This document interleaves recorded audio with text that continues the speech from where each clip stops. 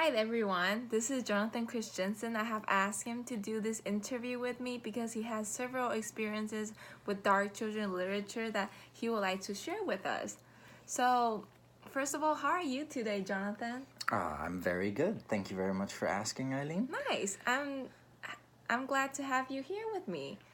Okay, so are you ready for interview? Let's Yes, start for very our first much. question. Can you tell me about your first experience of dark children literature, like any kinds of like dark books that you have read when you were little? Yes, my first experience starts probably around the age of 8. It was a book that my parents bought for me, and I don't know if they should have, but it was called The Brothers Lionheart. At the time, it was only written in German. To this day, it is still a book that very much shocked me, and um, it is a book that I still consider very much as dark and grim because of the entire story. And it had a great impact on me growing up. And yeah, uh, a few others were books such as The Neverending Story and the Aragon book line. Both of those books I also read at a very young age. They came out in about 1980s, and then Aragon 2002. I was about 8 or 9 years old at the time. They also had a very big impact on me growing up. So, if you're gonna choose one for the most like the has the most impact on you, would that be the brothers Lionheart? Yes, very Oh, much. why would it be? Like, what exactly the part that actually impact you so much that you still have like a lot of memories from that? So the Brothers Lionheart, it's a children's book that starts off very innocent, and then quickly turns into a book that's actually very sad. It's about an older brother and a young brother who are in a house fire while their parents were away, and then the older brother is forced to jump out of the top window with the younger brother in his hands, as heroic as he was. And then all during this, when they fell, the older brother died. And shortly after, the younger brother got sick and then also passed away.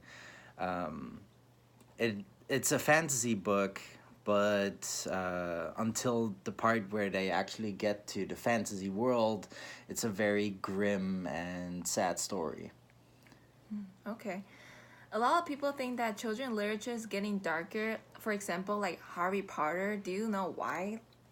Um, I think that authors, when they write books these days, their influences and their inspirations come from reading books when they were younger and watching films. And I think that that had a big impact on how they write today, what they write, and um, the stories that they come up with. I think that J.K. Rowling, when she wrote Harry Potter, that she also took some stuff from her personal life and wanted to express herself in the way of a fantasy world. And I think that shows very much in Harry Potter.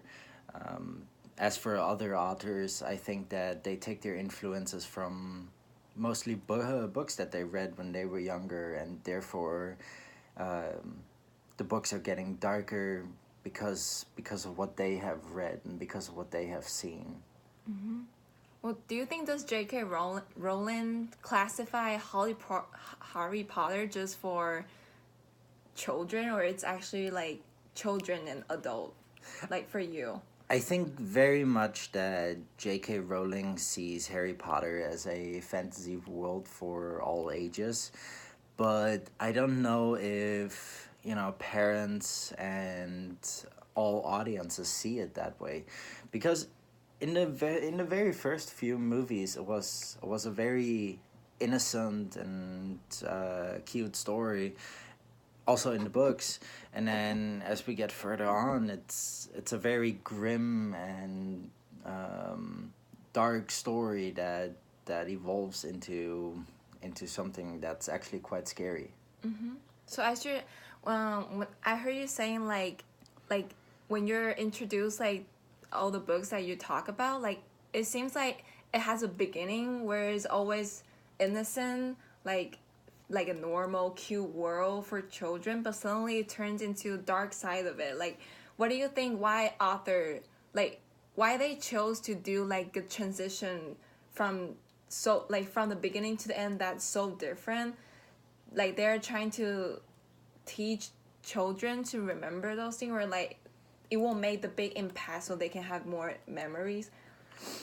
I think that starting off innocently and ending with a bang has more chances of piquing the minds of young readers and even adult readers. So when I talk about Harry Potter, it was a very immersive story, but not at the beginning. The beginning was always, kind of slow and kind of. I don't know how to really say it, but it was slow, and then as they got onto further into the book, it started to become more interesting, more action packed, and more, I guess, immersive. Okay. Do you think these darker forms of literature can affect the behavior and thinking of children? Yes, most certainly. As I mentioned before, with the books that I read at a younger age, they had a lot of impact on my life, on the way that I saw things and the way that I handled certain situations. Um, I think that fantasy books, as I grew up, really have influenced that and the way that I saw the world for what I wanted it to be and for what it actually was. But what did it teach you? Like you mentioned like how like it taught you how to handle some sort of situation. Like what do you mean by that? Not really as much thought taught, taught me how to handle certain situations, but how to think about certain situations. I think that's the biggest influence that these kind of books had on me, and I'm sure that a lot of other young readers at the time went through the same reactions. Do you think that darker forms of literature piques the interest of children more than books that are meant for their age? As for me, I grew up with books such as Aragon and Harry Potter, and they most certainly piqued my interest more than stuff about a high school love or something that was more meant for my age. I don't know, dinosaurs and stuff like that. But I think that these days, when you look at these books, they are meant to draw in younger readers, but I don't necessarily think that it's the best for them. For sure. Yeah. Do you think that there will be a line drawn in what children should read at some point? Since certain children literature is getting to a really dark point where it's like inappropriate, or like can I have a shock, like even as adult that we watch it, we'll have like a shocking feeling after we watch that. I think that that line has been long overdrawn, and that as a child these days, especially in books, you have a certain freedom to buy and read whichever book that you want. In my opinion, I don't think that there will ever be an age limit or a line added to certain books, just because the authors want all audiences to read certain fantasy books, not just adults, not just, teens or even young adults. And I think that adding something like an age limit to books, especially these days, I think would really plummet the sales of these books, and would really hurt the authors. Did you experience a lot of children literature getting darker when you were growing up? Yes, I did. One of the biggest examples of this we've talked about quite a bit before is Harry Potter. Like I mentioned before, it started out as a very innocent story, and by the fourth, fifth book, it had turned into a really dark and scary place that included murder, theft, abduction, as well as fights that ended in less than happy endings. And um, I, I think that books like this are gonna continue um, to get darker and more like that, rather than just keeping the same slow and mythical and fantasy and innocence that they had in the beginning. Name a few of books that you grew up with that were dark, that were darker than they were supposed to be for your age. A couple were Harry Potter, Lord of the Rings, Where the Wild Things Are. These are just a few examples, but there's quite a lot more, especially the ones that I've mentioned before. I think that a lot of books that I've read and that seemed like fantasy novels at the time were actually concealed as very dark and very shocking. And I don't necessarily think that they were meant for my age when I read them. But I have actually watched couples of them as a movie adaptation. Adaptation. And they were quite educational for me. Some of course, you know, have that moment of where you can learn something from, but some of these books are getting to like really dark points, and yeah, I don't think it's necessarily very good. What kind of influence they can have on younger readers, and Because you think younger readers don't really care about much of the content, or yes, they don't understand. yes, exactly.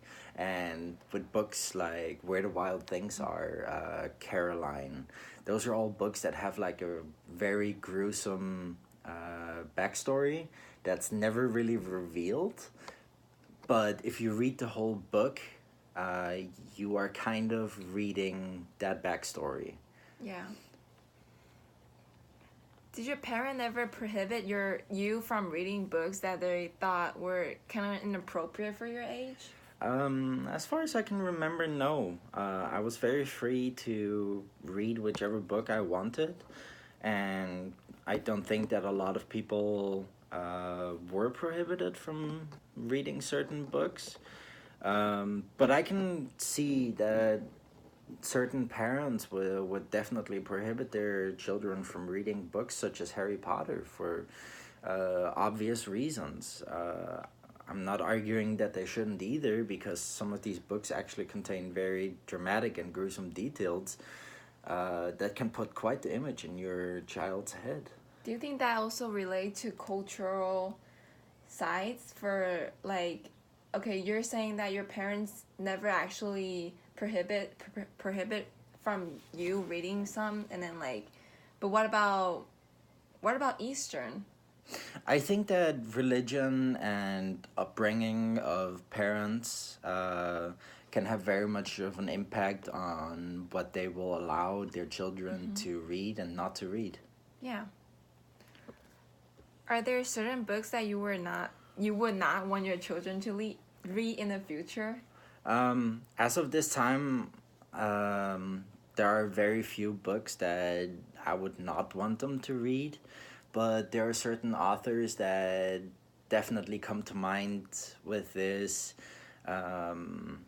Caroline. I'm not sure who the author was of the original Caroline book, but the true story of the tunnel and the second world that comes from behind that door. It's actually very horrifying.